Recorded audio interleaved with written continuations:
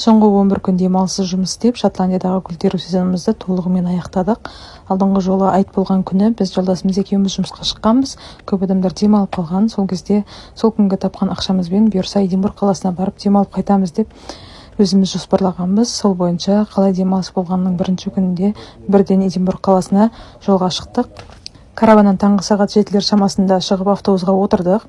Сағат таңғы 10-дарда Эдинбург қаласына келіп тоқтадық. Осындай автобуспен жеттік. 3 автобус ауыстырдық біздің тұрған жерімізден. Ең бірінші болып Кепси атамызға келіп бір қарнымызды тойдырып алайық дедік. Одан ары қарай Эдинбург қаласын аралауға кірістік. Бұл бізде Эдинбург қаласына екінші рет келуіміз. Осыдан 2 жыл бұрын Эдинбург қаласында болғанбыз. Сонда да биыл ыңғайы келіп тұрған соң тағы да көріп кетейік деп шештік. Сендірі барлығы жері өте әдемі, көзің тоймайды. Өте былай айтқанда ескі қала, өзінің тарихы бар, тарихына бай. Көп музейлердің барлығында билеттер жоқ екен. Алдын ала алады екенсің, онлайн алады екенсің. Негізі ондай жерлерге кірмедік. Біз барынша тегін жерлерге кірдік және көшелерінде аралап жүрдік. Мысалға бұл жерде Шотландияның ұлттық киімімен осылай көшелерінде музыка ойнап, ақша тауып тұр. Сол сияқты көп заттары бар екен.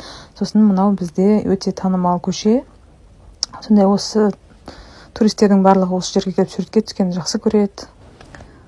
Ары қарай музейлерін көрдік. Сонымен көшелерін араладық.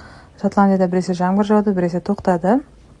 Осылай ауа райы біз барған кезде негізінен жақсы болды, күн шығып тұрды. Ортасында бір жауын шашындар өтті.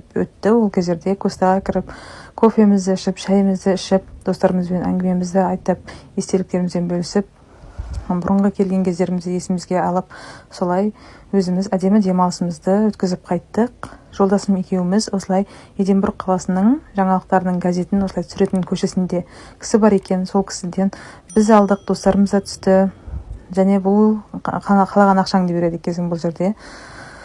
Ары қарай фото жасап, видео жасап, кешкі сағат 5-терге қарай үйімізге қайттық. Ал үйге келгенше сағат 10 болды, кешкі 10-да. Сондықтан ужинді жолдан ішіп үлгермедік, автобустарға үлгермейтін болғандықтан караванға бірден алып келдік. Сондықтан ужинімізді караванда ішіп демалдық. Бүгін бұйырса Англияға жолға шығамыз.